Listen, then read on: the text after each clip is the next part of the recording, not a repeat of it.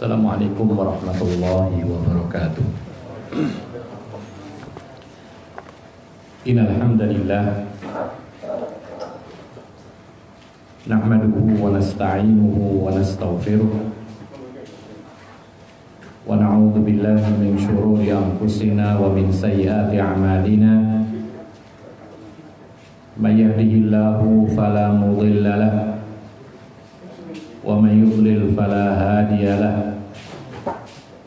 Asyhadu an la ilaha illallah wahdahu la syarika lahu wa asyhadu anna Muhammadan abduhu wa rasuluh. Ya ayyuhalladzina amanu taqullaha haqqa tuqatih wa la tamutunna illa wa antum muslimun.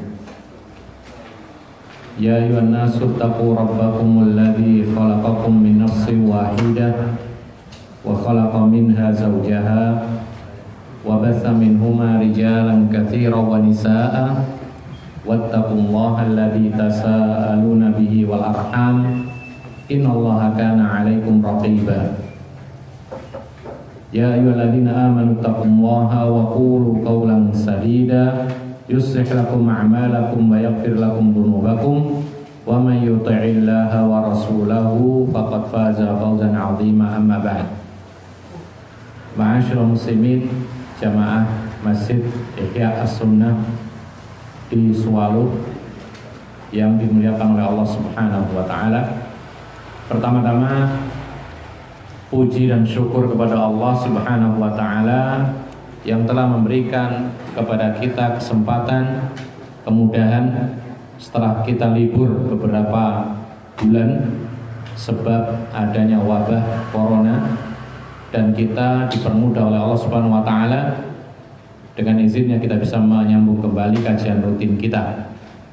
Kemudian yang kedua, salawat dan salam kepada junjungan kita Nabi Muhammad sallallahu alaihi wasallam yang telah memberikan petunjuk terbaik, teladan terbaik bagi kehidupan kita umat Islam, baik untuk dunia kita dan akhirat kita. Lalu setelah kita memuji Allah dan berselawat kepada Allah Subhanahu wa taala, kami menyampaikan jazakumullah khairan kepada semuanya, terutama kepada panitia yang menyusun acara ini dengan baik, dikhususkan tempatnya terbuka untuk antisipasi wabah yang terjadi. Mudah-mudahan Allah Subhanahu wa taala selalu melindungi kita, selamatkan kita dari segala wabah dan segala keburukan. Dan termasuk nikmat Allah yang sangat besar, meskipun ada wabah seperti ini tidak menghalangi kita menuntut ilmu. Kalau 3 bulan ke belakang kita menuntut ilmu secara online, maka pada malam hari ini di tempat kita yang kita cintai ini kita bisa melanjutkan pengajian kita secara langsung. Dan tentu saja pengajian secara langsung berbeda dengan online, karena banyak sekali keterbatasan kalau online tersebut.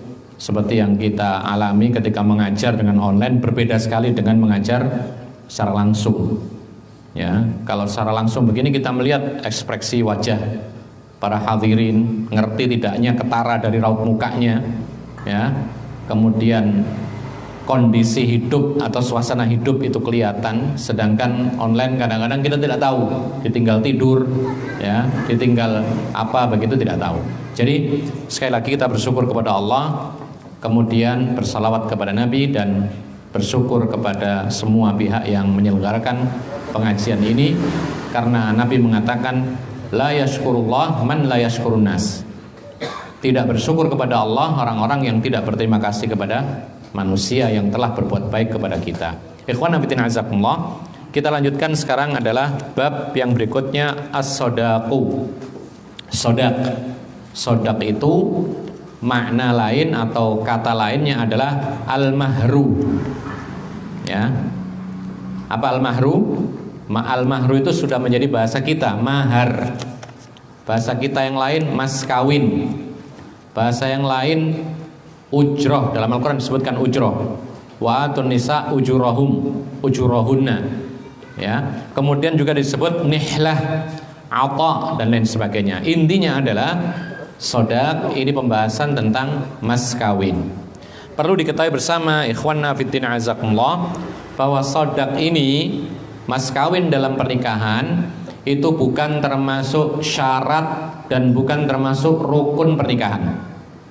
Tetapi paling tidak sodak mas kawin itu adalah hal yang wajib dibayarkan, ditunaikan. Apa konsekuensi kita mengatakan bahwa mahar itu bukan syarat dan bukan rukun? Ya. Sebelumnya kami ingin bertanya, salah satu syarat pernikahan itu apa? Syarat, ada yang tahu barangkali? Dulu sudah pernah kita sebutkan. Ada yang tahu nggak? Salah satu syarat, kita bisa membedakan nanti. Oh ini syarat, oh ini wajib. Kira-kira salah satu syarat pernikahan itu apa? Adanya wali atau persetujuannya wali. Satu saja sudah cukup ya. Jadi kalau seandainya pernikahan terjadi tanpa ada persetujuan walinya wanita, kira-kira nikahnya sah atau tidak? Tidak sah, batal. Ya. Termasuk rukun misalnya, rukun sekarang itu adanya calon kemantin laki dan calon kemantin perempuan. Ya, ini syarat. Kalau seandainya nikah itu laki dengan laki, sah nggak pernikahannya? Tidak. Kenapa? Karena salah satu rukunnya tidak terpenuhi. Yang satu iya laki, yang satunya juga mestinya perempuan. Maka ini tidak sah pernikahannya. Nah, mahar posisinya di bawah rukun dan di bawahnya syarat. Sehingga kalau menikah tanpa mahar, maka pernikahan masih bisa disahkan, kemudian nyusul maharnya. Bisa dipahami ya? Jadi orang yang menikah tidak menyebut mahar atau tidak pakai mahar, maka pernikahannya terus dilangsungkan, berjalan, kemudian nanti maharnya ditagih. Maharnya ditagih. Lalu terus berapa besaran mahar ketika tidak disebutkan mahar? Kalau tidak disebutkan mahar saat akad nikah, maka yang ditagih adalah mahrul mithli. Mahar yang biasa diberikan kepada wanita yang semisal wanita ini. Wanita yang semisal, wanita yang mirip kondisinya, kondisi sosialnya, keberadaannya di kampungnya. Semisal dia berapa menikahnya? Tentu saja orang berbeda-beda ya maharnya. Ya, orang miskin maharnya beda dengan orang kaya raya. Pejabat maharnya beda dengan anak orang biasa dan semisalnya. Disamakan. Atau paling tidak gampangannya dilihat adiknya menikah berapa maharnya. Oh sekian, ya itulah yang wajib dibayarkan. Atau misalnya tidak punya adik, bibinya atau sepupunya dan semisalnya. Ini maksud daripada perkataan kita. Mahar adalah kewajiban atau sesuatu yang wajib ditunaikan oleh laki-laki kepada perempuan yang dinikahinya. Kita baca perkataan penulis kitab Al-Wajiz. Qala ta'ala, Allah subhanahu wa ta'ala berfirman, wa atun nisaa saduqatihinna nihlah, dan bayarkanlah kepada wanita-wanita itu mahar-mahar mereka dengan pemberian yang sukarela. Artinya tidak boleh terpaksa, harus betul-betul rela. Tidak boleh kemudian bayar tapi kemudian di dalam hatinya, bahasa kita mangkel gitu ya, oh ini maunya mahal, saya tidak rela, dalam hatinya begitu. Tidak boleh, harus nihlah, pemberian sukarela. Kemudian Allah mengatakan fa in tibna lakum an syai'in minhu nafsan fakuluhu hani'an mari'a. Kelanjutannya kalau sudah jadi mahar kemudian dipegang oleh istri karena memang hak penuh istri, maka kemudian kalau mereka wanita itu membolehkan untuk dimanfaatkan oleh suaminya, maka silakan pakai. Di sini bahasanya makanlah. Maksudnya di sini bukan berarti makan harus dimakan, dipakai boleh. Dimakan atau tidak dimakan, dipakai yang lain, dipakai modal dan semisal, ini boleh. Kemudian fakuluhu hani'an mari'a, gunakanlah dengan baik dan secara nikmat dari Allah Subhanahu wa taala melalui sang istri tadi. Ikhwana fiddin azakumullah, maka ayat inilah yang menjadikan dasar hukum bahwa mas kawin, mahar itu wajib karena Allah memerintahkan bagi orang yang menikah. Wajib karena perintah Allah Subhanahu wa taala, dan hukum asal perintah itu adalah hukumnya wajib. Kemudian yang kedua, ketika berkata nihlah, harus dengan rela, sukarela. Para ulama mengatakan bahwasanya demikian pula pasangannya yaitu sang wanita itu memang harus betul-betul nerima. Makanya para ulama ketika ditanya siapa yang menentukan mahar besarannya, jawabnya apa? Kira-kira siapa yang menentukan besaran mahar? Jawabannya adalah disebutkan oleh para ulama, tidak ada yang menentukan sekian-sekian, tetapi kerelaan dari dua pihak. Si laki mampunya berapa, si perempuan relanya berapa, ketemu. Makanya harus diomongkan sebelum pernikahan. Kira-kira berapa maharnya yang misalnya harus diminta berapa? Kira-kira saya akan membayar mahar sekian, kira-kira mau nggak? Ya, maka ini biasanya juga dilihat kepada kondisi wanita dan juga kondisi kebiasaan wanita setempat itu. Jangan sampai kemudian buat acara pernikahan kemudian maharnya aneh gitu ya.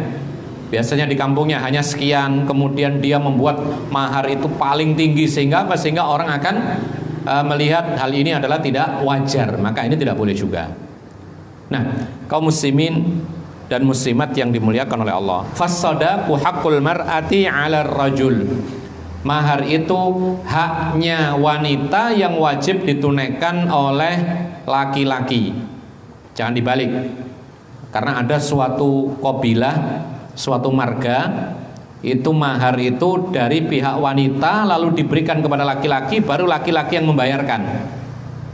Ya. Yang benar adalah mahar itu haknya wanita yang wajib dibayar oleh sang laki-laki. Perhatikan kalimat al-mar'ah. Al-mar'ah di sini calon pengantin perempuan, bukan wali. Makanya para ulama mengatakan mahar itu kalau sudah diberikan maka itu hak penuh 100% milik si wanita, bukan bapaknya, bukan pula ibunya. Kecuali kalau si wanita ini ngasih ibunya, ngasih orang tuanya, silahkan, itu hak dia. Tapi bukan sama sekali hak orang tuanya. Lalu bagaimana kalau seandainya wali ini meminta kepada calon laki-laki, kamu boleh menikahi anak saya, tapi saya kasih 100 juta. Terus maharnya berapa? 50 apa? Juta. Jadi total 150 juta. Berhak nggak si wali demikian? Jawabannya tidak berhak. Terus 100 juta itu uang apa? Ya.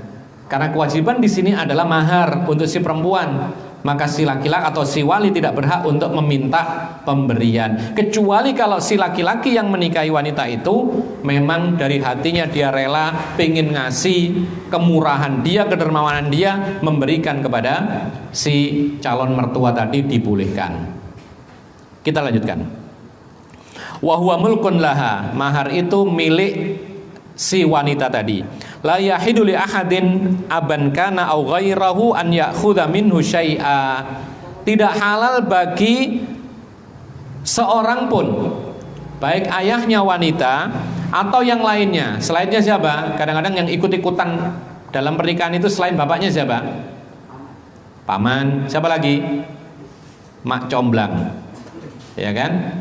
Kadang-kadang ikut-ikutan, kadang-kadang ikut ngatur mahar, kadang-kadang pun juga minta fee. Kadang-kadang. Jadi biasanya gini, ini perjanjian dengan si laki-lakinya. Nanti ya, saya hubungkan nanti kalau jadi sekian persen.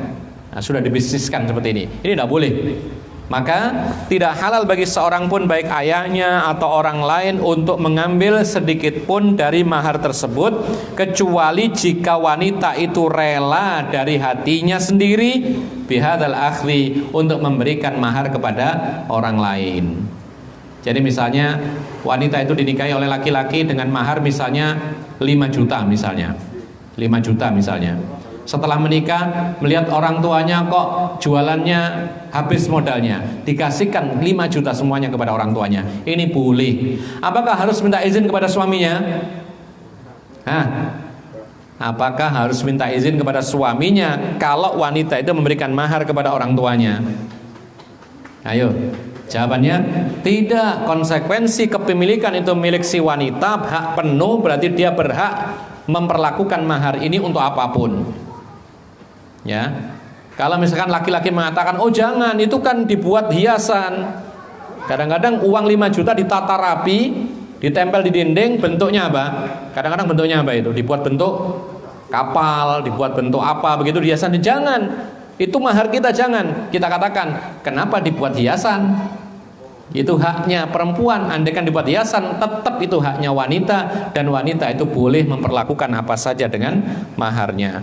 Walam taj'alis syari'atu haddan liqillatihi wala likathratihi. Ini yang penting. Syariat agama Islam itu tidak membatasi minimal dan maksimal mahar. Perhatikan, syariat Islam tidak membatasi batas minimal dan maksimal mahar, ya. Lakin hatsat ala takhfifil mahri wa adamil mughalati fiha taisiran li amaliyatiz zawaji. Akan tetapi syariat ini mendorong untuk memudahkan urusan mahar dan tidak bermahal-mahalan dalam hal mahar, supaya mudah terjadinya pernikahan, wa hatta la yu'ridu anhu syababu likathrati mu'natihi, dan supaya kaum laki-laki atau para pemuda laki-laki itu akhirnya tidak membujang gara-gara kemahalan kalau mau nikah. Ya, terus terang kalau kami boleh sampaikan, termasuk problem yang sampai hari ini belum juga beres, yaitu kaum muda di Saudi Arabia itu sulit menikah, terutama yang tidak mengaji. Ya, karena apa? Karena adat di sana itu maharnya mahal sekali. Selain mahar yang diberikan kepada calon istri, untuk mertua pun juga ada sendiri. Ya. Kami sempat pernah menghadiri pernikahan bukan orang Saudi asli, tapi orang Yaman yang tinggal di Saudi dan memang kelahiran Saudi, sehingga kehidupannya seperti Saudi persis. Ketika menikah, masya Allah mewah, padahal orang biasa, ya, orang biasa. Sang wanita ini guru ngaji, ayahnya pun juga guru Quran, guru halaqat tahfidzul Quran. Si laki-laki yang menikah pun juga kawan kita sendiri, santri yang juga mengajar Al-Quran, ya. Kemudian sehari-harinya dia ditunjuk sebagai imam masjid, sehingga mendapat bagian dari Baitul Mal. Menikah, yang disebutkan kita dengar itu 50.000 real maharnya. Yang tidak disebutkan Allahu a'lam. Jadi yang disebutkan 50.000 real kalikan 4.000 berapa itu? 50.000 real kalikan 4.000, 200 juta. Itu mahar. Itu orang non Saudi yang hidup seperti orang Saudi. Bagaimana lagi orang Saudinya? Nah, ternyata di sana orang Saudinya asli pun juga lebih mahal lagi. Mahal. Kecuali bagi orang-orang yang mengaji, ya, kemudian ta'lim, mengerti ilmu fikih, mengerti ilmu tauhid, akidah dan lain sebagainya, maka mereka mengerti bahwa dalam Islam itu tidak ada batasan minimal maksimal. Bahkan syariat Islam itu menganjurkan supaya memberi mahar itu mudah. Bahkan Rasulullah mengatakan, aksarun nisa'i barakatan aisaruhum mu'natan. Kata Nabi SAW, wanita yang paling besar keberkahannya itu adalah yang paling mudah pembiayaannya. Pembiayaan di sini menyangkut dari awal sampai seterusnya. Dari awal pembiayaan adalah mahar. Kemudian biaya walimah kalau ada walimah, biaya apapun, rumahnya, biaya kesehariannya, bulanannya, pakaiannya, yang paling ringan, yang paling mudah, itu adalah yang paling besar keberkahannya. Tapi para ulama mengatakan dengan catatan, Nabi mengatakan yang paling mudah, dan kemudahan seseorang itu berbeda-beda sesuai dengan kondisinya. Bukan berarti paling murah, ya. Bedakan antara paling murah dengan paling mudah. Paling mudah di sini disesuaikan dengan kemudahan orang tersebut berbeda-beda. Orang kaya raya maharnya kasih sapi mudah, ya kan? Kasih rumah satu mudah. Ya itulah yang berkah bagi dia, orang yang kaya raya. Orang yang tidak punya, mungkin mudahnya bagaimana? 1 juta atau 100.000, itu mudah, maka itulah yang berkah. Oleh karena itu sekali lagi, inilah kemudahan dalam Islam. Dalam mahar itu tidak ada batas minimal dan maksimal, tetapi Islam mengajarkan kepada kita untuk memperingan mahar. Apa fungsinya? Diantaranya adalah supaya orang itu tidak telat nikah, ya. Tetapi bukan berarti kemudian mahar itu harus murahan, bukan. Kalau kita melihat, ikhwan, ada seorang sahabat Nabi yang dikenal kaya raya, Abdurrahman bin Auf, itu pernah menikah, maharnya 1 biji satu biji kurma tapi berupa emas. Nah, itu para ulama memberikan penjelasan berbeda-beda. Berapa itu? Ada yang mengatakan itu bijinya. Bijinya yang kecil itu berapa gram itu kalau ditimbang emas itu? Ya, sekitar 3 sampai 5 gram. Anggap saja 4 gram. 1 gramnya berapa, Mas? 400 ya? 500 misalnya. Berarti kalikan 4 berapa? 2 juta. Itulah yang mudah bagi orang seperti Abdurrahman. Tapi ingat, Nabi Muhammad SAW berapa maharnya? Umumnya berapa? Ada yang tahu?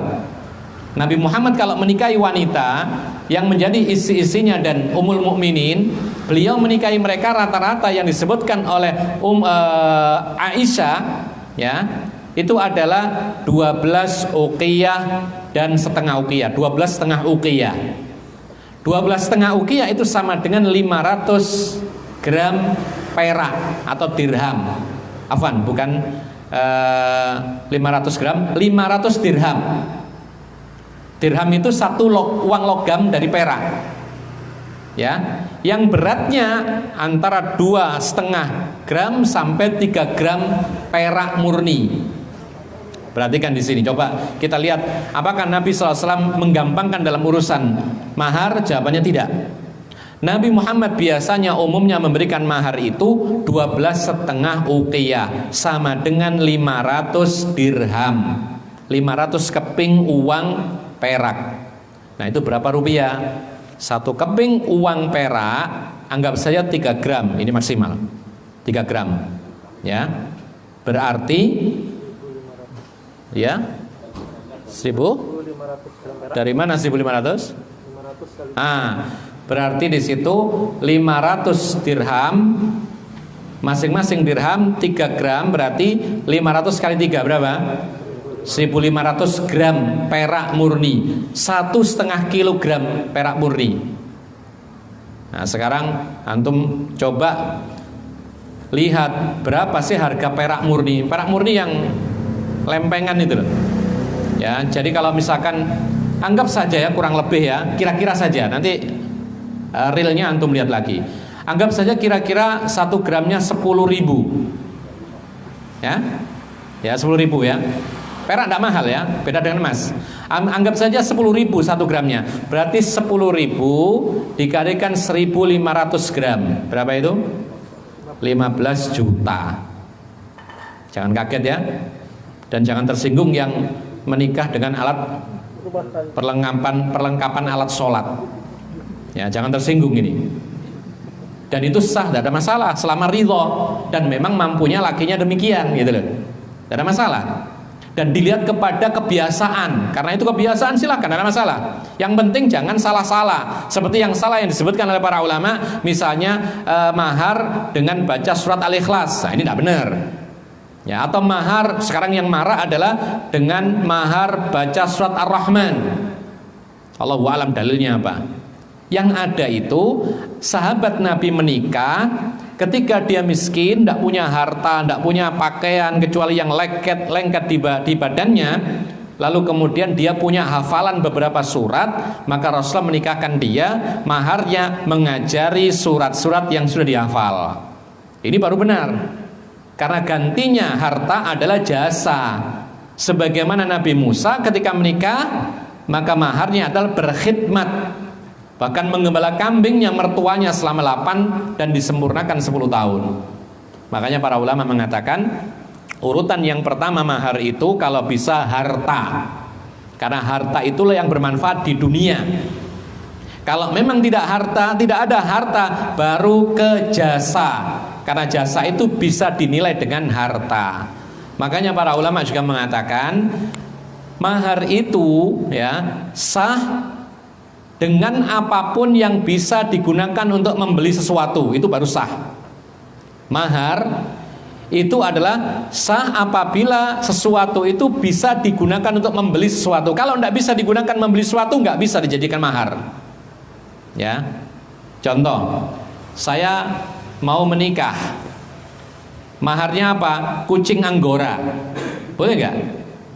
Ya nggak boleh, karena kucing ini haram. Ya, barang haram tidak boleh dijual belikan, gitu loh. Bukan ada orang jual beli kucing Anggora? Bukankah itu mahal nilainya? Bukankah orang senang memiliki kucing seperti ini? Apa jawabannya? Orang senang, orang jual beli. Kalau itu memang dilarang, ya dilarang. Bukankah juga ada orang jual beli khamr, bir bintang dan semisal? Kan ada. Ya. Jadi bukan patokan apa yang terjadi di dunia ini kemudian jadi boleh. Kita katakan bahkan Rasulullah melarang untuk menjual belikan sesuatu yang haram. Terus bagaimana kalau ingin memelihara kucing? Boleh nggak? Boleh, tetapi tidak usah membeli atau menjual. Lalu bagaimana? Ya nyari di hutan. Atau kalau nggak nyari, disebutkan para ulama kalau minta-minta tercela. Di bawahnya meminta apa? Nyindir. Ketika bertamu ke rumah saudaranya melihat kucing bagus, nyindir-nyindir. Wih bagusnya, pengen sekali rasanya pengen punya kucing seperti ini. Nah ini nyindir namanya. Ya, itu masih dibolehkan. Baik. Kemudian ikhwanna fiddin azakumullah, kita lanjutkan. Berarti maharnya Rasulullah kepada kaum wanita itu rata-rata sekitar, kalau sekarang kira-kira loh ya, ini enggak, jangan kemudian mengatakan katanya maharnya Rasulullah 15 juta. Nah, ternyata para ulama berbeda pendapat. Bukan, ini perkiraan, yaitu sekilas saja. Tergantung harganya. Perak berapa? Kalau memang harganya cuma 5.000, berarti 7,5 juta gitu loh. Ya. Atau mungkin kalau harganya perak lebih murah lagi, berarti di bawahnya lagi begitu. Tapi yang jelas maharnya Rasulullah kalau dikonversikan dengan dirham itu 500 keping uang perak. Ya. 500 keping uang perak. Nah, ikhwana fiddin azakumullah. Berikutnya beliau mengatakan qala ta'ala wa in aradtum istibdala zaujin makana zaujin wa ataitum ihdahunna qintara fala ta'khudhu minhu syai'a. Allah berfirman, jika kalian ingin mengganti istri, ya, menggantikan istri yang lain, dan kalian telah memberikan kepada mereka pemberian, maka jangan sekali-kali mengambil, menarik kembali apa yang telah engkau berikan kepada istrimu meskipun engkau cerai. Ya, ini isyarat bahwasanya dalam Islam boleh bercerai, tapi bukan berarti syarat mutlak ya. Bukan berarti secara mutlak. Nanti jangan-jangan kemudian mendengar hal ini, oh alhamdulillah boleh cerai, kemudian menceraikan istrinya nyari ganti. Tidak. Para ulama mengatakan bercerai itu ya dilakukan ketika ada hajat yang sangat mendesak. Ya. Itu pun perceraian itu adalah dibenci oleh Allah dan Rasulnya, meskipun hadisnya dhaif tetapi secara makna dibenarkan oleh para ulama, dan sangat dicinta oleh iblis. Bahkan di antara tentara iblis yang sangat kuat menggoda manusia itu adalah menemani terus suami istri yang harmonis, diganggu, tidak dilepas sampai betul-betul pisah. Baru laporan kepada iblis, baru dia punya kedudukan dekat dengan iblis. Ya, setan-setan seperti ini. Nah, ikhwana fiddin azakumullah. Wa an Anas bin Malik radhiyallahu anhu anna Abdurrahman bin Auf jaa ila Rasulillah sallallahu alaihi wasallam wa bihi athara sufratin. Dari Anas bin Malik, semoga Allah meridhoinya, beliau mengatakan Abdurrahman bin Auf datang kepada Nabi dan di badannya atau di bajunya ada bekas kuning-kuning, warna kuning. Ya, tidak wajar atau tidak biasa laki-laki kemudian baju yang putih ada kuning-kuningnya. Ya, bekas apa begitu? Rasul juga belum tahu. Maka fasa'alahu Rasulullah. Rasulullah pun bertanya. Rasul tanya, apa ini wahai Abdurrahman bin Auf? Tidak biasa laki-laki kok ada kuning-kuningnya. Baju putih lalu ada kuning-kuningnya, semacam hiasan begitu. Maka fa'akhbarahu annahu tazawwaja imra'atan minal ansar. Abdurrahman bin Auf memberitahu kepada Nabi, wahai Rasulullah, aku telah menikah dengan wanita Ansar Madinah. Ya. Qala kam sukta ilaiha. Berapa mahar yang kau berikan kepadanya? Qala zinata nawatin min dzahab. Wahai Rasulullah, saya kasih maharnya seberat biji kurma tapi berupa emas. Tadi kita katakan kalau 4 gram ya. Tapi anak dengar emas itu naik ya. sekarang ini, bukan lagi 500 katanya kalau yang bagus. Kalau yang 17% mungkin ya 500, tapi kalau yang 21% atau di atasnya itu sampai 800 kabarnya ya. Nah, pembicaraan kita ini emas yang emas bagus loh ya, emas murni atau di bawahnya yang mendekati murni ya. Jadi ambil kata saja misalnya 1 gramnya 800.000. Kalau dikalikan 4 gram berarti ya, 8 kali 4 berapa? 3.200.000-an, kira-kira seperti itu. Ini ringan nggak bagi antum? Kalau bagi bujangan yang masih belum punya kerjaan ya berat. Tapi kalau bagi Abdurrahman, inilah yang dicontohkan oleh para ulama, aisaruhunna mu'nah, yaitu pembiayaan yang sangat ringan. Itu contohnya seperti ini. Abdurrahman bin Auf, orang yang dikenal dengan punya, berada, kaya, lalu maharnya cuma sekian. Nah, kalau antum tidak seperti Abdurrahman bin Auf, boleh di bawahnya, tidak ada masalah. Karena yang paling penting adalah yang paling berkah, dan yang paling berkah adalah yang paling ringan buat kita. Bukan yang paling murah, tapi yang paling ringan. Nah, qala Rasulullah sallallahu alaihi wasallam aulim walau bisyatin. Rasulullah mengatakan, adakan walimah meskipun hanya menyembelih seekor kambing saja. Ikhwan fillah azakumullah. Hadis ini memberikan faedah yang sangat banyak. Kita petik beberapa yang berkaitan dengan bab nikah saja. Yang pertama di situ adalah anjuran menikah bagi pemuda, tentu saja pemudi juga. Ya, cuman karena yang menikahi adalah laki-laki, maka tidak disebut perempuannya. Biasa begitu dalam kalimat-kalimat syariat. Ya ayyuhalladzina amanu, yang dipanggil laki-laki, masuk perempuan juga. Talabul ilmi fardhatun ala kulli muslim. Menuntut ilmu agama itu wajib bagi muslim laki-laki, perempuan juga masuk. Jadi dalam hal lafadz syariat itu biasa, yang dominan adalah kaum laki-laki. Tapi bukan berarti kemudian wanita tidak masuk, wanita pun juga masuk. Nah, yang pertama adalah anjuran untuk menikah di masa muda. Rasulullah mengatakan, ya ma'syarasy syabab, man istata'tum minhumul ba'ata falyatazawwaj. Man istata'a minkumul ba'ah. Wahai kaum muda, barang siapa di antara kalian mampu menikah, maka hendaklah segera menikah. Jangan ditunda. Zaman dahulu, zaman sekarang sama. Apa artinya? Kondisi pemuda itu sama. Namanya pemuda, masih muda, tidak banyak fulus. Tapi Rasul tetap memerintahkan nikah. Jadi jangan berpikiran bahwasanya menikah itu harus kaya dulu, jangan. Ya, kalau antum berpikiran demikian, kasihan. Tidak akan nikah kecuali terlambat. Jadi Allah Subhanahu wa taala itu mentakdirkan. Biasanya orang itu usia sekian, dipermudah, ditambah, semakin bertambah usia, nanti akan ditambah lagi rezekinya. Begitu. Kalau menikah ditambah lagi. Bahkan Allah mengatakan, iyakunu fuqara ayughnihimullahu min fadli. Apabila mereka kaum laki-laki itu fakir, ya, maka dengan menikah yughnihimullahu min fadli, maka Allah akan memberikan kecukupan dari karunia-Nya Allah. Makanya para ahli tafsir ada yang memberikan sebuah faedah ilmiah dari ayat ini. Di antaranya adalah resep supaya pemuda itu mendapatkan kecukupan kekayaan itu dengan cara menikah.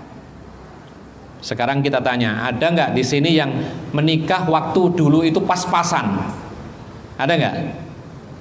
Banyak. Yang kekurangan pun juga banyak.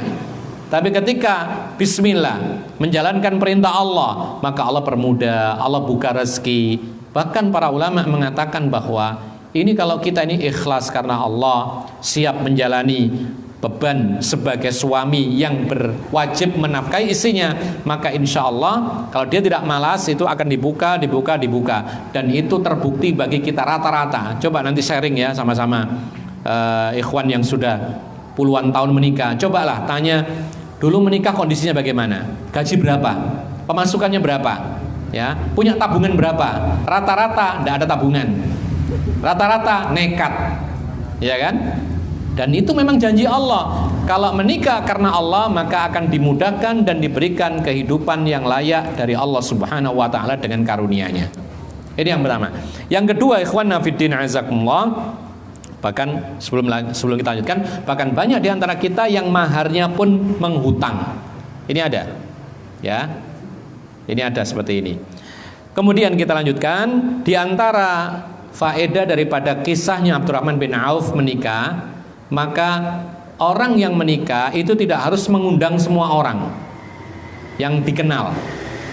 Bahkan Abdurrahman bin Auf tidak mengundang Rasulullah sebagai imamnya, subhanallah. Jadi antum di sini imamnya siapa? Imam rotibnya. Yang sehari-hari pimpinan antum di sini siapa? Nah, ya, Pak Jumaun misalnya. Ada yang di sini menikah, lalu nggak mengundang Pak Jumaun misalnya, maka ini tidak ada masalah. Dan tidak usah merasa berat tidak mengundang beliau, dan beliau pun tidak perlu kemudian tersinggung gitu loh. Lihat bagaimana Rasulullah ketika ketemu Abdurrahman bin Auf. Kenapa kamu kok kuning-kuning bajunya? Abdurrahman bin Auf mengatakan, saya menikah wahai Rasulullah. Rasulullah mengatakan, tidak mengatakan, Abdurrahman bin Auf, mana adab, tidak undang saya, tidak. Ya, Rasulullah husnudzon. Mungkin ada masalah, mungkin dia tidak punya persiapan untuk mengundang orang banyak, mungkin waktunya karena mendadak, macam-macam. Kita husnudzon gitu loh. Karena sebagian di antara kita kadang-kadang kalau sudah mengenal teman atau mengenal orang yang sangat mungkin dia itu punya jasa untuk dia, maka selalu harus dikabari peristiwa pentingnya. Ketika tidak diundang ada acara apapun marah. Ini tidak layak. Jadi kasih uzur mereka. Mungkin dia tidak siap mengundang orang banyak, mungkin dia hanya mengundang orang-orang yang dekat dengan dia, mungkin memang biaya terbatas dan semisalnya, atau mungkin takut mengganggu, yaitu kita misalnya. Sebagaimana pernah terjadi dahulu, para sahabat Nabi itu pernah sampai tidak ngasih tahu malam hari ada seorang yang meninggal dunia, takut mengganggu Rasulullah, dan Rasulullah tidak tersinggung. Nah, jadi disinilah untuk menikah tidak harus mengundang orang banyak. Yang penting apa? Yang penting sah. Yang penting kewajibannya terpenuhi, syarat rukunnya terpenuhi. Ya. Dan untuk akad menikah ini tidak harus langsung walimah. Makanya Rasulullah mengatakan setelah menikah, Rasulullah mengatakan aulim walau bisyat, adakan walimahan meskipun hanya menyembelih 1 ekor kambing. Ikhwana fiddin azakumullah. Dari hadis ini juga, ya, ketika Rasulullah SAW bertanya tentang mahar, ya, tentang mahar, maka yang dijawab oleh Abdurrahman bin Auf adalah mahar yang murah bagi dia orang kaya. Antum barangkali sering membaca ya kisah-kisah sahabat Nabi yang dikenal orang kaya, diantaranya adalah Abdurrahman bin Auf. Tapi maharnya cuman 1 biji kurma tapi berupa emas. Ini kalau bagi orang kaya sepele. Tapi Nabi SAW tidak menegur. Rasulullah tahu bahwasanya Abdurrahman bin Auf ini adalah orang kaya. Tapi ketika maharnya cuman 1 biji kurma berupa emas, Rasulullah tidak mengingkari. Rasulullah tidak mengatakan, "Loh, kenapa kok cuman segitu?" Ya. Maka ini memang menunjukkan bahwasanya dalam mahar tidak ada batas minimal dan maksimal. Ya, sesuai dengan kondisi dan kemudahan orang yang menikah. Nah, ikhwana fiddin azzakumullah. Yang berikutnya disebutkan oleh para ulama bahwasanya ketika Rasulullah memerintahkan untuk mengadakan walimah setelah akad, maka akad nikah dengan walimah tidak harus bareng. Boleh berbeda waktu. Ya, akad nikah itu penghalalan. Sementara walimah itu makan-makan mengundang orang, itu adalah dalam rangka memberitahukan kepada orang bahwa dia sudah menikah. Ya, bahasa kita itu kalau walimah itu resepsian, bahasa kita. Karena dalam resepsi itu intinya adalah apa? Apa intinya? Resepsian itu ya makan-makan, bukan joget-joget ya, bukan nyanyi-nyanyi, bukan. Ada orang keliru sekarang ini. Resepsi itu intinya apa? Intinya naik di panggung, nyanyi-nyanyi orkes. Bukan itu intinya. Inti daripada resepsi itu adalah walimah, makan-makan. Makanya kalau bikin walimahan, utamakan makannya. Ya. Karena apa? Karena orang datang untuk makan gitu loh. Dan orang akan merasa senang kalau makan itu enak. Orang juga akan teringat, oh ini pernikahan dulu saya pernah diundang makan di situ, satenya besar-besar. Nah, teringat ya. Jadi karena ada kita jumpai ketika kita diundang resepsi, yang mewah itu tempatnya saja, sedangkan makanannya ala kadarnya. Ini keliru. Jadi inti daripada walimah itu adalah makan-makan. Karena kalimat aulim Aulim itu adakan walimah. Walimah itu namanya makan-makan bahasa kita. Kemudian yang selanjutnya disebutkan oleh para ulama bahwasanya hadis ini menunjukkan kepada kita kalau bisa dalam walimahan itu menyembelih 1 kambing kalau bisa. Ya, kalau tidak bisa boleh apa saja yang penting makan-makan. Dalam suatu peperangan Rasulullah mengadakan pernikahan dengan seorang wanita, ya, itu walimahannya hanya makan akid, kurma, kemudian air. Itu disebutkan. Akid itu adalah kalau kita sekarang ini biskuit. Cuman bahannya berbeda. Bahannya itu kurma, ada tepung gandum, campur susu, kemudian diulek, dibuat adonan, dicetak sesuai dengan kemauan, dikeringkan beberapa hari, baru kemudian disimpan bisa, dibawa pergi bisa. Nah, bekalnya orang perang dahulu ya akid ini. Ya, kalau mau makan ya sudah dicelupkan air dimakan. Nah, dulu pernah Rasulullah menikah, walimahannya pakai akid ditambah kurma, minumnya air dan sah dan menjadi pernikahan yang penuh berkah. Jadi ikhwanna fillah azakumullah, kembali kepada kita, yaitu walimah ini wajib. Walimah ini wajib, tetapi menyembelih itu dianjurkan kalau bisa. Kalau tidak, yang penting ada makan-makan. Misalnya beli nasi kotak jadi, boleh, tidak ada masalah. Kalau tidak mampu nasi kotak ya nasi bungkus, ya. Kalau tidak ya apa begitu, nasi kerawu dan semisal, ini juga sah-sah saja. Kita lanjutkan. Wa an Sahl ibn Sa'ad qala inni la fil qaumi 'inda Rasulillah sallallahu alaihi wasallam. Kata Sahl bin Sa'id, beliau menuturkan, suatu saat aku berada di suatu kaum di sisi Rasulullah sallallahu alaihi wasallam. Idh qamat imra'atun faqalat ya Rasulullah innaha qad wahabat nafsaha lak. Ketika kami bersama Rasulullah, tiba-tiba datang wanita. Ya. Datang wanita kepada Rasulullah, kemudian dia berdiri di hadapan Rasulullah sambil mengatakan, wahai Rasulullah, sesungguhnya dia, wanita ini, menghibahkan dirinya untuk engkau. Menceritakan dirinya sendiri. Artinya apa? Wahai Rasulullah, aku berdiri di hadapanmu, aku hibahkan diriku kepadamu supaya engkau nikahi aku. Ya. Kemudian fara fiha ra'yak, maka lihatlah bagaimana menurutmu. Suruh ngelihat. Falam yujibha syai'an, maka Rasulullah pun tidak menjawab satu kata pun. Kemarin kita sebutkan, kalau urusan pernikahan ada tawaran lalu yang ditawari diem, ini pertanda apa? Menolak. Ya. Cuman dengan bahasa yang diam, lembut. Jadi kalau antum melamar anak orang kok tidak dapat jawaban setahun, kelamaan ya nunggunya. 3 hari gak ada jawaban, sudah tinggalkan. Tidak ada masalah. Kecuali kalau dia mengatakan, oh saya musyawarahkan ya sepekan, nanti jawabannya, baru antum tunggu. Tapi kalau 3 hari gak ada jawaban, tidak ada omongan sama sekali, 4 hari gak ada omongan, berarti antum ditolak secara halus, seperti bahasa Rasulullah. Dan ini juga pernah terjadi pada Abu Bakar ketika ditawari siapa kemarin? Hafsah, putrinya Umar. Umar sendiri yang menawarkan putrinya kepada Abu Bakar. Ternyata Abu Bakar diam, tidak mengucapkan satu kata pun. Dan Umar paham bahwa Abu Bakar tidak mau menikahi Hafsah. Ada lagi cara menolak seperti yang dikatakan oleh Utsman ibn Affan, menolak dengan bahasa yang halus. Apa itu? Saya pikir belum siap menikah. Jangan ditunggu kalau seperti ini. Kalau ditunggu nggak ada habisnya, ya, nggak ada ujungnya. Jadi kalau dia mengatakan, oh saya belum siap menikah, oh saya masih sekolah, oh saya masih pengen studi, oh saya masih pengen bekerja, berarti antum ditolak. Nggak usah ditunggu-tunggu, cari yang lain. Ya, karena sebagian ikhwan ini subhanallah ya, ditutup matanya oleh seorang wanita yang ia inginkan. Ya, nggak usah bicara dunia, di Indonesia ini ada mungkin jutaan atau mungkin 100 juta mungkin wanita yang antum bisa pilih salah satu. Tapi kenapa antum mengatakan kadang-kadang sudah saya cinta mati kepada ini, kalau enggak nikah? Ya, ini keliru seperti ini. Padahal belum kenal juga. Jadi ikhwan fillah azakumullah, kita lanjutkan. Summa qamat faqalat ya Rasulullah innaha qad wahabat nafsaha lak fara fiha ra'yak. Diulang lagi perkataan wanita ini.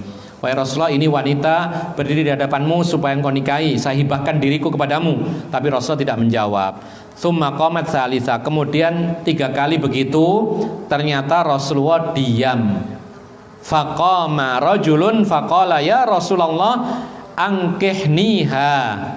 Maka ada salah seorang sahabat yang duduk bersama Rasulullah berdiri mengatakan, wahai Rasulullah, kalau kamu tidak mau nikahi wanita itu, nikahkan saya dengan dia. Ya, nikahkan saya dengan dia. Taib. Qala hal indaka min syai'? Kata Rasulullah bertanya kepada si laki-laki ini, kamu punya sesuatu untuk mahar? Qala la, saya tidak punya apa-apa wahai Rasulullah. Coba, ya, lebih nekat dari kita orang ini. Karena dia tidak punya apa-apa. Kita masih punya, kadang-kadang rekening ada isinya, rekeningnya. Kita masih punya harta, kita masih punya kendaraan, sepeda motor paling tidak. Tapi laki-laki ini tidak punya apa-apa.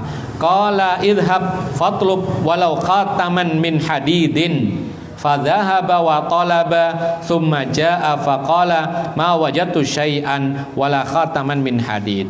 Kata Rasulullah, kamu pulang dulu, cari untuk mahar, harta apapun, ya, mungkin dinar, mungkin dirham. Kalau tidak ada, meskipun hanya cincin besi. Cincin besi berapa sih harganya? Cincin besi yang bisa dipakai itu loh, yang kadang dipakai orang, yang bagus ya. Kalau sekarang mungkin bukan cincin besi, sekarang ini perak yang ada matanya. Itu berapa kira-kira harganya? Hah? Antum di pasar-pasar orang jual cincin yang ada matanya itu berapa? Kalau penggemar cincin ada di sini. Yang bisa untuk berhias lah, berapa itu? 100.000 lah. Ya, masa sih nggak ada cincin biasa? Maka orang ini pergi ke rumah nyari-nyari sesuatu untuk mahar, tidak dapat apa-apa, datang kepada Rasulullah, dia mengatakan, wahai Rasulullah, nggak ada meskipun cincin besi. Ya, cincin besi pun nggak ada. Kemudian Rasulullah mengatakan, qala hal ma'aka minal qur'ani syai'? Apakah kamu ada atau punya Al-Quran? Maksudnya di dadamu ada nggak hafalan ayat-ayat Al-Quran, surat Al-Quran? Qala ma'i suratu kada wa suratu kada. Wahai Rasulullah, saya punya hafalan surat ini, surat itu. Beberapa riwayat berbeda-beda, ada yang mengatakan Al-Baqarah, Ali Imran, ada yang mengatakan surat-surat pendek. Yang penting dia punya bekal hafalan Al-Quran yang bisa diajarkan kepada orang lain. Maka Rasulullah mengatakan, qala idhab faqad ankahtukaha bima ma'aka minal Quran.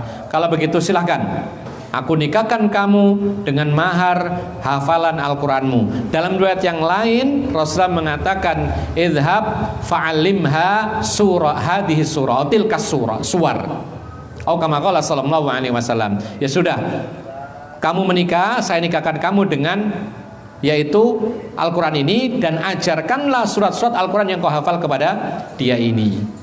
Jadi menjadi guru sekaligus. Ini jasa. Karena orang ngajar itu ada gantinya. Selain jasa itu nanti ada gantinya sebagai uang dan semisalnya. Makanya para ulama mengatakan terjadi kesalahpahaman dari hadis ini.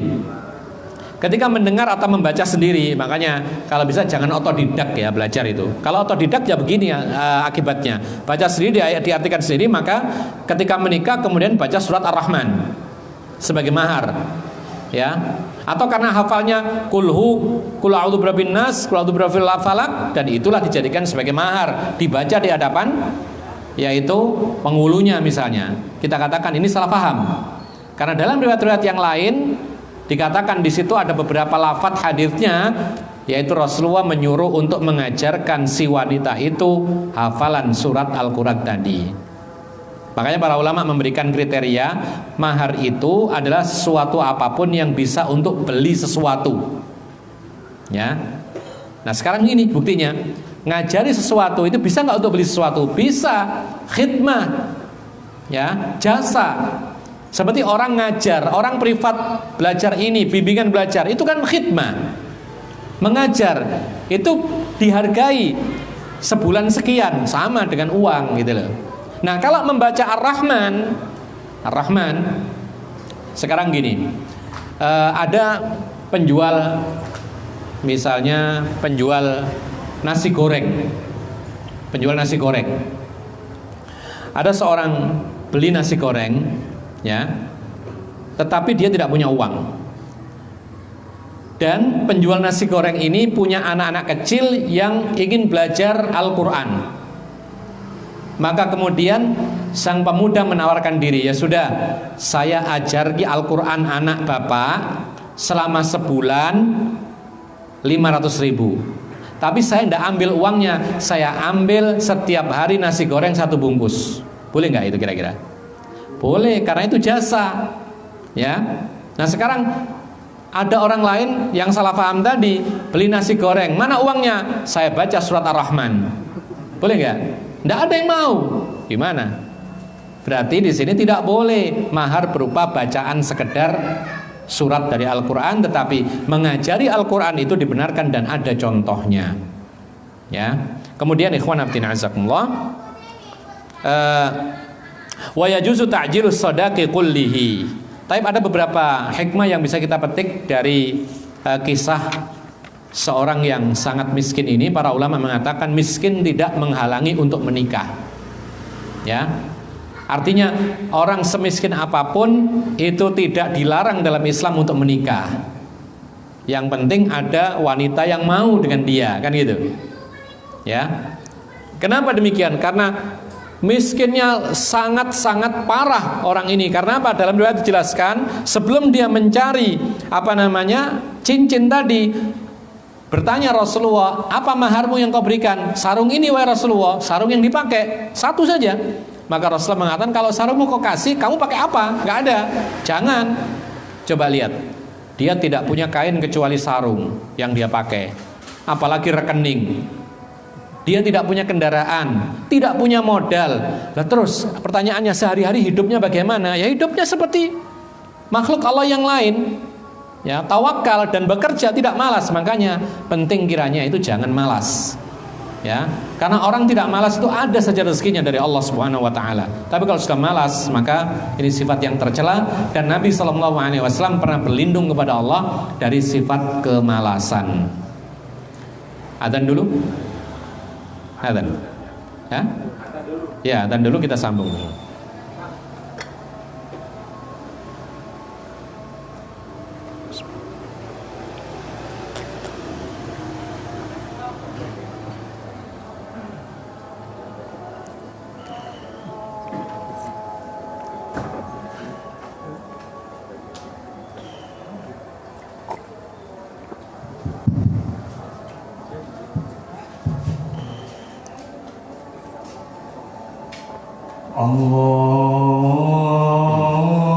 Allahu Akbar, Allahu Akbar.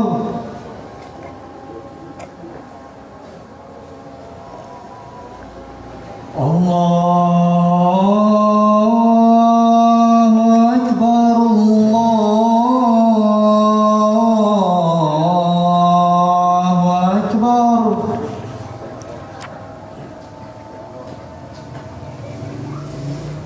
Terima kasih. Terima kasih. Semua total 40. Kenapa? Total 40 semuanya.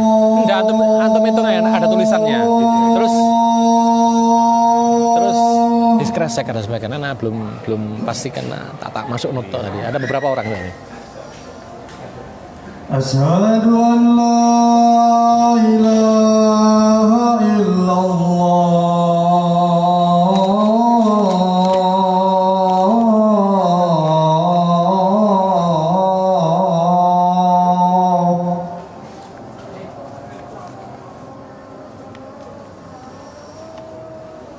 Asyhadu anna Muhammadar Rasulullah.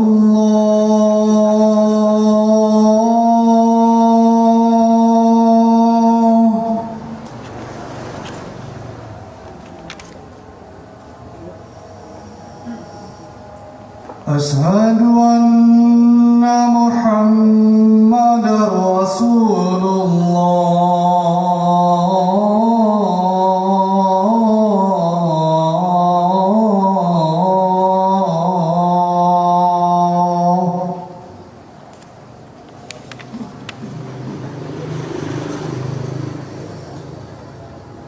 حي على الصلاة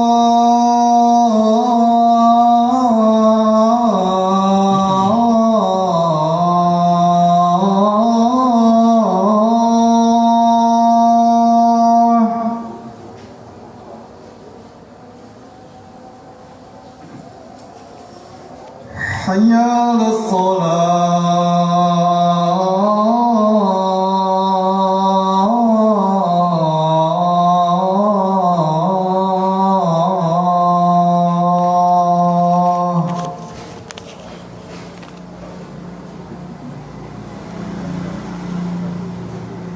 حي على الفلاح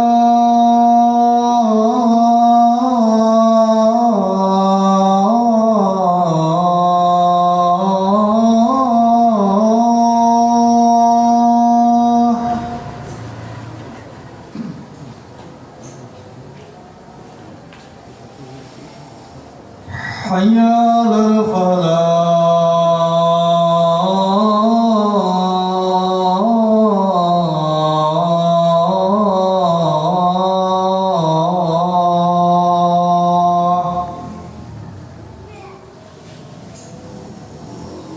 الله أكبر الله أكبر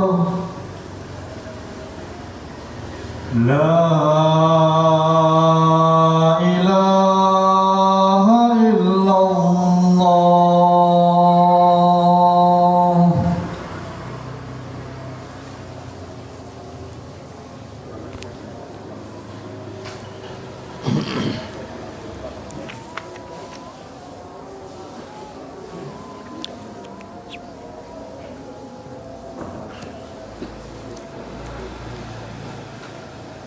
Kita lanjutkan, masih berkaitan dengan mahar, kita selesaikan. Qala al-muallif hafizallahu taala ila qawlihi wa yajuzu ta'jilus sadaqi kullihi. Ini tentang cara-cara menyerahkan mahar. Yang pertama, boleh menyegerakan penyerahan mahar secara keseluruhan. Dan ini yang paling sering terjadi. Ya. Saya nikahkan kamu dengan putri saya Fulana dengan mahar seperangkat sholat atau seperangkat alat sholat halan. Ya. Kemudian saya terima nikahnya dengan mahar yang disebutkan. Kemudian setelah akad diserahkan semuanya tanpa dipisah-pisah, tidak dicicil dan semisalnya, atau uang langsung diberikan uangnya sekian. Ini kebanyakan. Ini boleh, jelas. Karena itulah tuntutan akad yang disebutkan maharnya. Terus wa ta'khiruhu kulluhu. Yang kedua, boleh juga menunda pemberian atau penyerahan mahar. Boleh, yang penting diserahkan. Ya. Yang penting diserahkan. Wa ta'jilu ba'dhihi wa ta'jilu ba'dhih. Boleh juga yang ketiga, diserahkan langsung sebagian, ditunda sebagian. Artinya apa di sini? Boleh kontan, boleh hutang. Boleh separuh kontan, separuhnya lagi hutang. Ini pun juga boleh. Yang penting ada mahar. Ya. Taib. Fa in dakhala biha wa lam yu'tiha syai'an jaza. Apabila si laki-laki itu telah berkumpul dengan istrinya dan belum diberikan mahar sedikit pun, ini pun juga boleh. Ya, artinya apa? Menunda pembayaran mahar yang disebutkan tidak ada masalah. Artinya hutang. Bahkan wa wajaba alaihi laha mahrul mithli in kana lam yusamma laha mahran.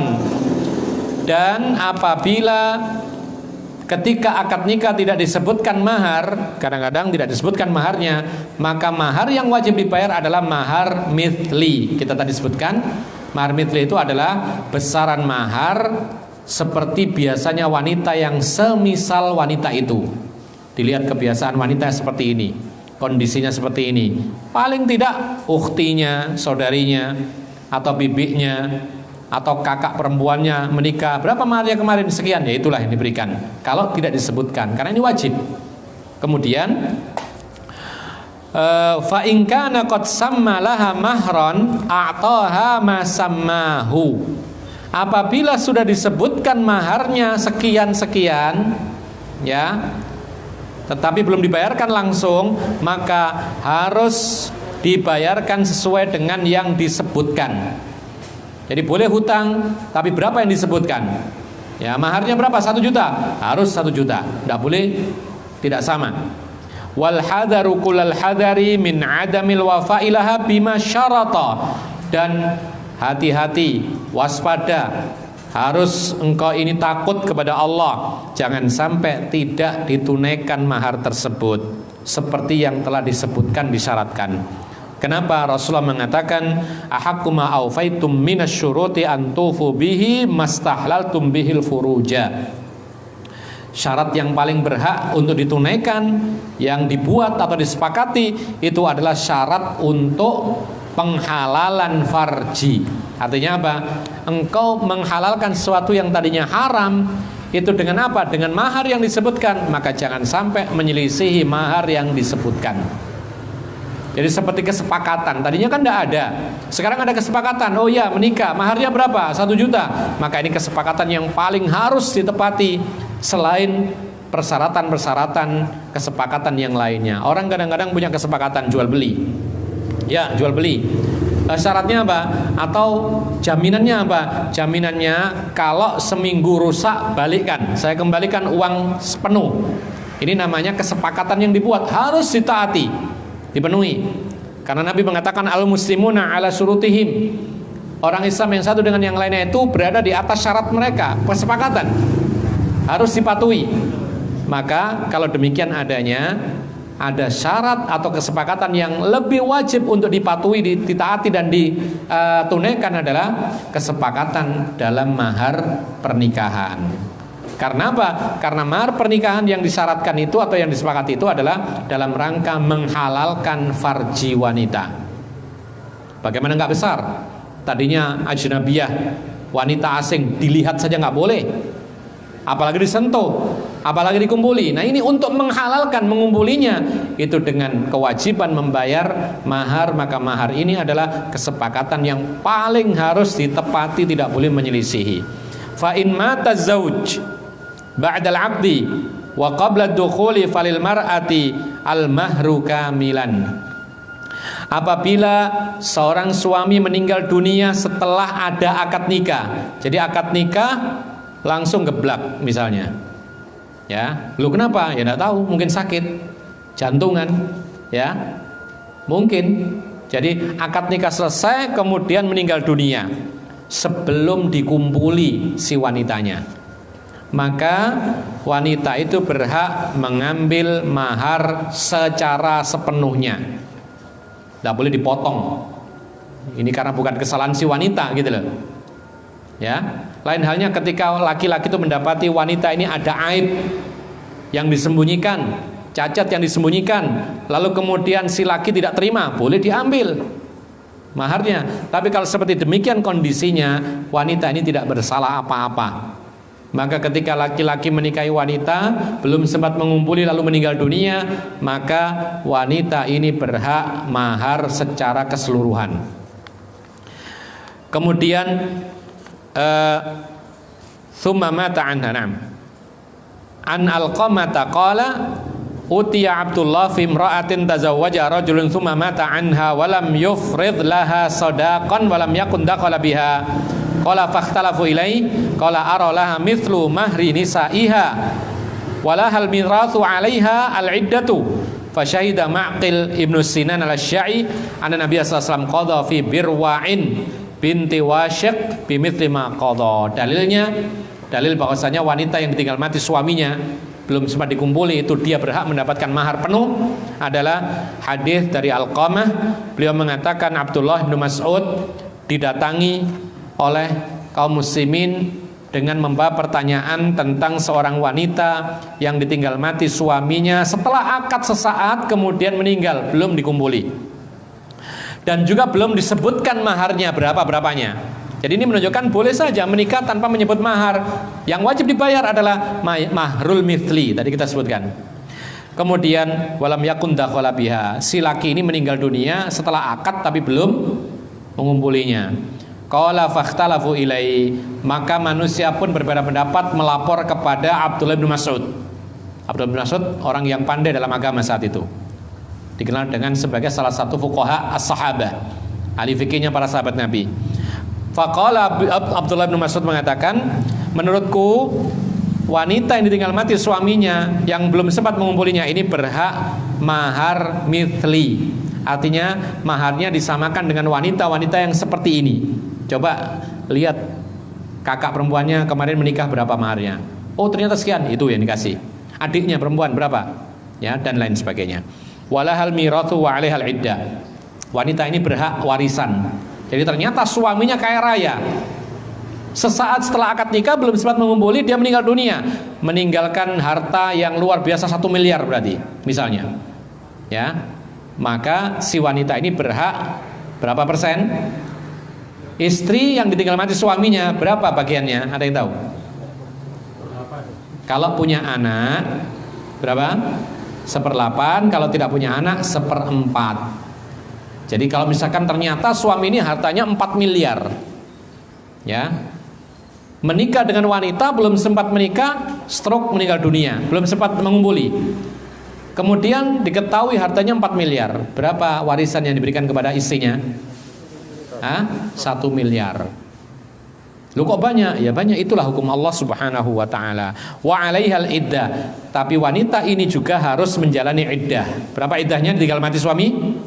4 bulan 10 hari. Beda dengan wanita yang dicerai 3 kali masa suci atau haid. Ya. Di sini 4 bulan 10 hari. Bahkan tidak boleh dia keluar rumah kecuali darurat. Beda dengan masalah cerai. Ya. Bahkan tidak boleh bersolek meskipun di hadapan mahram-mahramnya sendiri, tidak boleh. Bertahan 4 bulan 10 hari demi penghormatan kepada suami yang meninggal dunia. Lalu kemudian Ma'qil bin Sinan al-Asya'i bersaksi pula tentang hadis ini bahwa Nabi SAW pernah menghukumi seorang wanita Birwa ibnu bintu Wasyik yang ditinggal mati suaminya belum sempat mengumpulinya dengan apa yang dihukumi oleh Abdullah ibnu Mas'ud tadi. Allahu alam. Kita lanjutkan dengan sesi pertanyaan. Ini ada pertanyaan 1 tetapi panjang, banyak maksudnya. Ada 1, 2, 3, 4, 5. Masya Allah, ini mungkin mau nikah ini kayaknya. Bismillahirrahmanirrahim. Afwan kalau pertanyaannya pertanyaan Ana mendahului urutan bab. Ya, urutan kita masih pada sodak. Ya, berarti belum belum setelah akad. Setelah akad nanti akan ada urutan yang lumayan banyak gitu loh. Ya. Tapi mungkin ada keperluan di sini karena insya Allah dalam waktu dekat ini anak akan menikah. Nah ini benar. Pertanyaannya 1, bagaimana adab urutan sesuai sunnah yang dilakukan suami istri semenjak selesai akad. Setelah akad apa yang dibahas nanti akan ada. Sebenarnya ini yang kita bahas ya pertanyaan ini, tapi bolehlah kita jawab secara singkat saja. Yaitu kalau sudah akad berarti halal, ya boleh dipertemukan. Tapi sebelum berhubungan maka ada sunnah-sunnah. Di antaranya adalah memegang bagian ubun-ubunnya wanita sambil berdoa, Allahumma inni as'aluka min, sampai lupa udah lama ya. Allahumma inni as'aluka khairaha wa khaira ma jabaltaha alai wa a'udzubika min syarriha. Naam. Antum matan baru berarti. Wa a'udzubika min syarriha wa syarri ma jabaltaha alaihi. Ini doanya, ya. Masya Allah masih ingat ya. Taib. Kemudian setelah itu ada apa lagi? Setelah itu apa? Enggak ada lagi. Salat sunnah. Ya, salat sunnah. Setelah itu kemudian mulatofah itu bercengkrama. Kemudian kalau bisa ada mukadimah seperti ngasih minuman supaya tidak kaku gitu loh. Supaya tidak seperti supaya tidak seperti manusia lah gitu loh. Ya, jangan seperti binatang kan gitu. Tidak ada mukadimah, ada bercengkrama. Bolehlah tanya-tanya, bolehlah cerita-cerita. Oh kamu dulu masa kecil bagaimana? Ya, kamu dulu lucu atau bagaimana? Boleh seperti itu. Ya, atau sekolahnya dulu di mana, mondoknya di mana, cerita. boleh. Kemudian dikasih minuman, Rasulullah ngasih minum kepada Aisyah. Aisyah malu-malu menundukkan pandangan, malah dimarahi sama kerabatnya. Jangan malu sekali, itu suamimu sendiri. Kemudian akhirnya bercengkrama. Ya, baik. Doa yang dibaca tadi sudah, di ubun-ubun isi itu dibaca setelah selesai akad atau malam hari akan berhubungan. Ketika hendak berhubungan ya, ini ya, ketika dipertemukan sebelum berhubungan maka ada doa yang diucapkan sambil meletakkan tangan laki-laki di ubun-ubun perempuan. Ini semuanya sunnah. Ini semuanya sunnah. Andaikan tidak dilakukan maka tidak berdosa. Cuman meninggalkan yang afdhal, meninggalkan sunnah, meninggalkan pahala. Sayang kalau ditinggalkan. Ya, karena ini ada yang seumur hidup sekali kan gitu. Ada yang begitu. Taib. Salat sunnah untuk pengantin baru itu dibaca jar atau sir, Allahu a'lam, yang tidak ada keterangan. Afwan, kami belum mendapati keterangannya. Ya, salat sunnah suami atau kemanten laki-laki diikuti oleh kemanten perempuan ini jahar atau sir, Allahu a'lam. Maka ketika demikian silakan, mau yang sir boleh, mau yang jahar juga boleh, tidak ada masalah. Nanti kalau ada yang menemukan keterangan, tolong kami dikasih tahu ya. Tapi selama ini kami tidak mengetahui apakah sir atau jahar, sehingga boleh dua-duanya. Hadis yang menerangkan saat Rasulullah memberikan susu, nah ini, kepada Aisyah, lalu Aisyah malu menerimanya. Itu yang benar Rasulullah minum dulu lalu Aisyah, atau sebaliknya Aisyah dulu atau lalu Rasulullah? Jawabannya Rasulullah dulu. Bahkan disebutkan dalam hadis itu fasyariba summa nawalahu Aisyah radhiyallahu anha. Rasulullah minum dulu. Jadi pertama menuangkan air susu di gelas, diminum Rasulullah, kemudian diberikan kepada Aisyah, lalu Aisyah malu menerimanya. Kemudian bibinya Aisyah menyuruh terima itu dari Rasulullah. Bahkan di situ ada keberkahan, apa yang bekas Rasulullah Sallallahu Alaihi Wasallam itu berkah. Ya, dan para ulama mengatakan menikah memberikan mahar blender. Subhanallah. Tidak masalah ya, ini bermanfaat buat si wanita. Mungkin si wanita ini di rumahnya dulu nggak pernah punya blender, lalu kemudian melihat ibu-ibu tetangga punya blender, jadi masaknya cepat terus gitu loh. Sehingga mencita-citakan blender. Akhirnya ketika ditawari, mahar apa blender gitu, nggak masalah. Ya.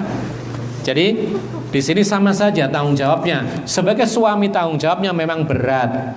Ya. Tapi yang berat itu kalau kita ikhlas menjalankan seperti yang diperintahkan Allah, insya Allah ditolong oleh Allah Subhanahu Wa Taala. Bukan berarti kemudian kalau maharnya alat sholat maka tanggung jawabnya tentang sholat lebih besar. Tetap meskipun maharnya bukan alat sholat, tetap kewajiban laki-laki wa'mur ahlaka bis sholati wastabir 'alaiha. Perintahkanlah keluargamu untuk sholat dan harus kamu bersabar memerintahkan mereka untuk sholat. Jadi sama saja, melindungi mereka, memberi nafkah kepada anak-anak dan istri mereka, kemudian menjamin keselamatan mereka, membelanjakan keperluan rumah tangga buat mereka, kemudian memberikan pakaian yang layak buat mereka, apalagi tempat tinggal yang layak buat mereka. Tidak harus beli ya, ngontrak juga boleh ya, asalkan mau, tidak ada masalah ya. Kemudian pendidikan Islam buat mereka ya, bahkan disebutkan dalam sebuah hadis ya, Umar tentang orang yang mengeluhkan anaknya durhaka kepada dirinya. Lalu sang anak menyela perkataan orang tuanya, mengatakan, "Wahai Amirul Mukminin, bolehkah saya bertanya?" Lalu Umar mempersilahkan, silakan. Dia bertanya, apa haknya orang tua kepada anak? Kewajiban orang tua kepada anak, di antaranya memberikan nama yang baik, mendidik dengan pendidikan Al-Quran, memberi nama yang baik. Kemudian sang anak mengatakan, demi Allah orang tuanya tidak memberi hal itu semua. Maka Umar mengatakan, engkau telah durhaka kepada anakmu sebelum anakmu durhaka kepada dirimu. Jadi ini menunjukkan kepada kita bahwasanya orang tua tanggung jawabnya besar. Ya, mahar apapun kalau sudah dia menikah maka tanggung jawabnya kepada istri, lalu kalau punya anak juga anaknya itu sangat besar. Mendidik mereka. Allahu a'lam. Ada pertanyaan berikutnya, bagaimana hukumnya pernikahan yang menggunakan mahar dari harta riba? Dijawab oleh para ulama, harta haram yang dijadikan mahar itu wujuduhu ka'adamihi. Ya. Jadi mahar kalau berupa harta haram, maka keberadaan mahar tersebut seperti belum ada. Berarti apa? Sebagai ganti adalah mahrul mithli. Tapi kalau disebutkan nominalnya, berarti gantinya yang lain bukan dari riba. Dicarikan harta yang halal sebagai ganti dari harta yang haram. Dan yang haram tadi dikeluarkan, jangan sampai diberikan kepada istrinya. Allahu a'lam. Ada yang lain barangkali? Ya. Ada istilah kawin dalam, nikah dalam. Nikah dalam. Dalam apa? Organisasi. Ya. Kalau tidak dinikahkan oleh organisasinya, maka tidak sah. Yang menikahkan siapa? Walinya? Bahkan walinya ini kalau bukan dari organisasinya tidak sah, tidak diambil. Berarti gugur perwalian menurut mereka. Gugur perwaliannya menurut mereka. Iya. Ya, terus? Tidak sah anunya ini yang masih belum golongannya. Ya. Yang demikian ini Pertanyaannya sekarang, kenapa walinya sendiri dianggap tidak sah? belum jadi golongannya. Lah ya. Kok tidak sah? Belum jadi golongan, kenapa tidak sah? Pertanyaannya. Anggapannya seperti itu. Jadi organisasinya menganggap bahwa kalau bukan dari organisasinya, Ya. wali ini belum masuk di golongannya. Lah ya. Sah jadi wali. Pertanyaannya, kenapa kalau belum masuk golongannya dianggap tidak sah? Alasannya apa? Kafir. Nah itu. Ya, ini ketemu jawabannya sudah. Jadi kalau ada suatu kelompok harus nikahnya nikah dalam. Maksudnya apa? Harus satu kelompok yang menikahkan pun juga satu kelompoknya.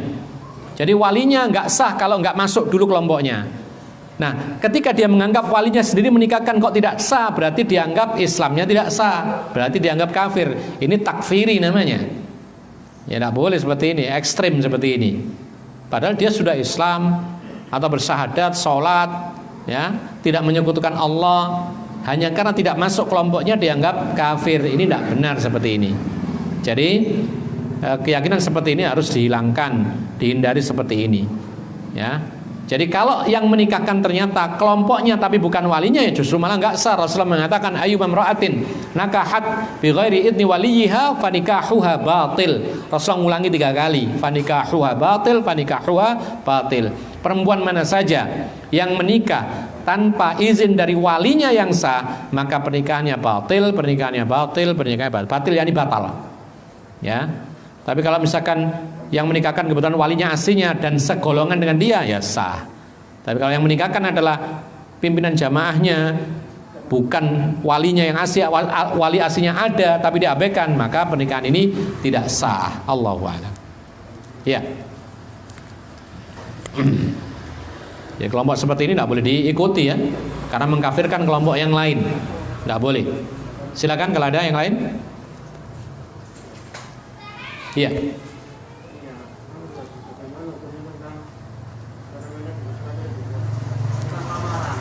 Lamaran. Lamaran. Kadang-kadang di lamaran itu kayaknya nominal itu jauh lebih besar daripada mas kawinnya. Kebiasaan. Iya. Terus yang ditanyakan? Apakah boleh seperti itu? Iya. Ada adat atau kebiasaan kita lamaran sebelum akad nikah. Bahkan kadang-kadang tuntutan dalam lamaran ini adalah lebih besar dari biaya pernikahan atau mahar. Ya. Nah, sekarang apa hukumnya seperti ini? Lah kalau dia mampu ya dan dia tidak mengharuskan diri seperti itu, ya silakan saja, tidak ada masalah. Itu kebiasaan saja yang tidak menyelisih syariat. Tapi kalau dia tidak mampu kemudian dipaksakan ya, atau ada hal-hal yang lain yang menyelisih syariat, maka tidak boleh diikuti.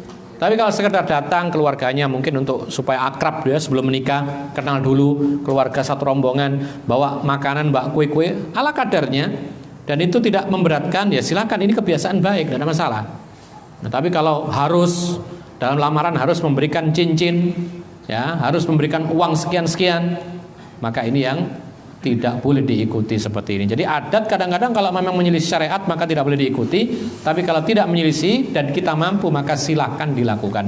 Yang jelas sebenarnya ini hanya seremonial saja. Padahal itu sudah diterima lamarannya. Cuman karena apa? Karena kebiasaan kemudian datang meresmikan lamarannya. Padahal sudah diminta dan sudah diiyakan gitu loh. Atau mungkin saja itu karena apa? Karena pembahasan kelanjutannya. Biasanya begitu. Dalam acara lamaran itu yang dibahas adalah hari H. Ya. kemudian acaranya di mana, kemudian berapa undangannya, kemudian acaranya dikemas bagaimana, biayanya nanti bagaimana, itu biasanya dibahas. Kalau memang harus besar maka pihak laki-laki nyumbang berapa, pihak perempuan pihak laki-laki berapa, perempuan berapa. Nah, ini yang dibahas. Kalau semuanya demikian maka ini dibolehkan.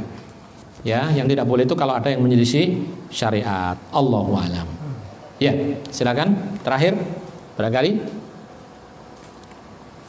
Seorang perempuan yang dinikahi seorang laki-laki dan perempuannya itu tidak mau dikasih mahar berupa benda, tapi minta dibacakan surat al-ikhlas, ini ada, ini gimana? Iya, tidak boleh. Ini salah paham ya. Jadi kalau menikah, kemudian maharnya itu berupa bacaan saja surat al-ikhlas, maka ini kurang tepat. Karena yang namanya mahar itu biasanya berupa harta yang bisa dinikmati oleh si perempuan. Ya, kalau tidak punya harta lakinya maka beralih kepada jasa yang bisa dinominalkan dengan harta, ya, khidmah dan semisalnya. Itu baru. Tapi kalau hanya sekedar membaca surat al-ikhlas, maka ini pernikahannya sah, tapi dia masih punya kewajiban membayar mahar mithli. Iya, walaupun permintaan. Jadi laki-lakinya masih punya kewajiban membayar mahar mithli. Tadi mahar mithli itu adalah mahar sebesar kebiasaan wanita yang seperti dia berapa. Coba ditanyakan, ini perempuan ini punya kakak ya, perempuan. Dulu nikahnya berapa maharnya? Oh ternyata 200.000, ya itulah yang dikasihkan. Ya, 1 juta, itulah yang dikasihkan. Wallahu a'lam bishawab. Ya. Tadi kan Rasulullah menyuruh untuk si laki-laki yang miskin tadi nyari harta. Tidak langsung membaca Al-Quran. Baru ketika tidak ada harta sama sekali, baru Rasulullah mengarahkan kepada jasa, bukan baca Quran tetapi mengajari Al-Quran. Ya, orang ngajari Al-Quran kan jasa. Manggil orang ngajari anak-anak baca Iqra kan jasa, itu ada bayarannya, maka itu boleh dijadikan sebagai mahar. Seperti pula pada zaman Rasulullah ada juga istri Rasulullah, Safiyah bintu Huyai, itu maharnya berupa merdekanya dari perbudakan. Jadi Rasulullah merdekakan Safiyah dari perbudakan, itu dijadikan sebagai mahar. Itu jasa yang luar biasa. Jadi kalau diuangkan itu sama dengan harganya 5 ekor unta dahulu. Berapa 5 ekor unta? Kalau 1 ekor unta murah itu 20 jutaan kalau dirupiahkan. Kalikan 5 berapa? Nah, sama dengan Rasulullah memberikan mahar 100 juta kepada Safiyah. Saat itu jadi budak. Dahulu orang budak itu pengen sekali merdeka, sehingga rela dia menebus dirinya sendiri dengan bekerja keras, kemudian mengangsur setiap tahun kepada tuannya supaya bisa merdeka. Ya, seperti yang terjadi oleh Barirah. Akhirnya kemudian dibantu oleh Aisyah radhiyallahu anha, sehingga kemudian setelah merdeka menjadi pembantunya Aisyah radhiyallahu anha. Allahu a'lam, ini yang bisa kita sampaikan, mudah-mudahan bermanfaat dan mudah-mudahan Allah Subhanahu wa taala memudahkan kita melanjutkan kembali kajian kita. Wa akhiru da'wana alhamdulillahirabbil alamin. Wa sallallahu ala nabiyyina Muhammadin wa ala alihi washabbihi ajmain. Assalamualaikum warahmatullahi wabarakatuh.